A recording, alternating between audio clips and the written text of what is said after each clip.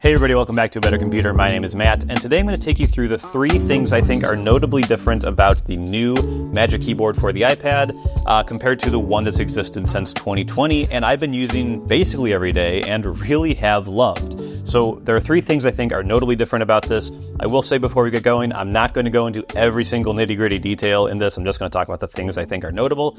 And 2, there is no way you should upgrade your iPad just for the 3 things I'm going to talk about today. I do think they improve the product notably, but you shouldn't spend thousands of dollars to upgrade your iPad and your Apple Pencil and the keyboard to get this. But if you're buying a new iPad Pro anyway, you might want to know what's different about this Magic Keyboard. And this is going to be the Magic Keyboard for years going forward. So once you're naturally ready to upgrade, this is the one you're going to get. So yeah, what's different about it? So most things are the same. It's very similar, same kind of cantilever design, same USB-C port down here. Maybe the speeds are different. I can't really tell, but I think they're pretty much the same. And yeah, the angles are basically the same. This one might go slightly further back, but it's basically identical. It sits slightly differently, I think a little further away from you with this new one, which makes sense because there's an additional function row.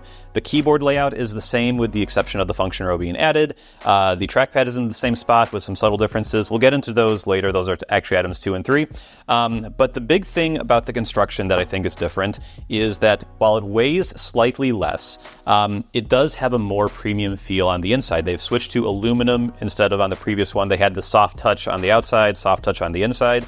Now they have soft touch on the outside, so I think it's the same as before, but inside it's aluminum, and to me it feels a lot better. I really prefer this. Overall, it just feels like a more laptop-y experience when you're working with it. So I'm really appreciative of that. I really like that, so I'm glad they made this change. One thing you may be thinking is, well, hey, if it's aluminum, is that going to be more damaging to the screen? And this is a day 2 review. I don't know yet. Hopefully not. They do have a slight gap here at the back, so it's not touching on that side.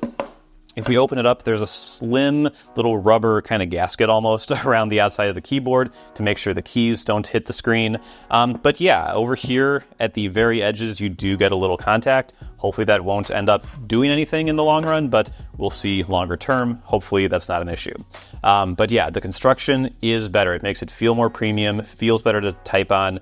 The key switches, I will say, I'll do a sound test here to give you some idea. It's really hard to communicate this on video, but the keys feel different than they did on the last one. They feel a little softer, a little mushier. Whether you like that or not is your preference. I don't think I feel one way or the other. I think maybe it feels more like a MacBook now, whereas this felt a little distinct from that. This feels more like what I'm used to on my MacBook Pro.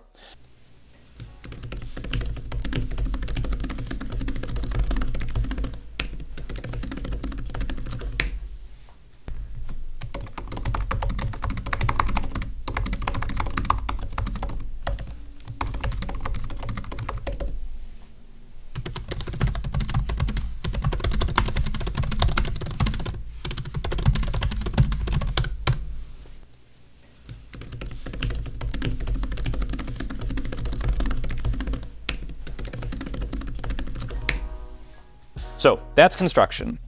The other difference, we'll get the iPad out of here, is the trackpad. So 2 notable things here. One is the size. I think the difference is more substantial on the 13-inch model, but on the 11-inch model I've got here for both of these, the width is exactly the same, but the depth is slightly more. They look the same to the eye, but once you use it, you do feel the additional size, which is great. It's it's smaller than I'd like, but they only have so much space to work with, so I'm glad they were able to eke out a little more space for the trackpad. The other more notable thing for me is that they've switched from a physical click to a haptic click. So the previous one would actually click, you'd actually actuate a switch of some sort underneath here, and it was pretty good considering that. It wasn't the old diving board style where like at the bottom it was easy to click, but at the top you couldn't get it down. It works the same everywhere, so really happy about that. But they did improve it by making this a haptic click, so if you're used to a Mac from the past decade or even more it feels more like that. It feels like what it's like to use a Mac trackpad, and for me, I like that more. It's a little more subtle click. It just feels better. It's easier to use, so I'm happy about that change. Again, these aren't things to buy a whole new iPad and Magic Keyboard for, but if you are making the move, I think it will be more satisfying to a lot of people. The third and final thing that's different about these and that I really appreciate is the addition of a function row. it really annoyed me on this one. There was no function row. I used those functions quite a bit, and I wasn't able to do them with the keyboard, so I had to do them through Control Center. I had to do them through like the volume buttons that were up here instead of just where my fingers already were.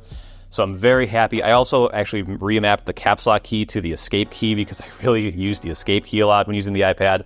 I'm very happy they added everything up here. So an escape key, brightness controls, multitasking search, dictation, instant DND, and all your media and volume controls you could want. You can also lock it with a single button press.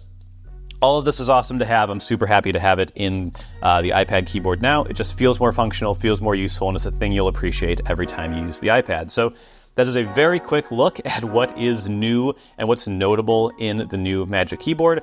I think it's pretty good, and I do, again, this is not a thing you should upgrade your entire iPad setup for, unless you really, really want to and have the money to do it, in which case, do whatever you want.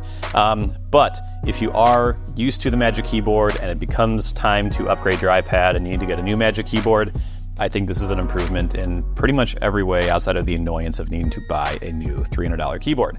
So that's it for me today. Thank you so much for watching. I'll see you here next time. Bye-bye.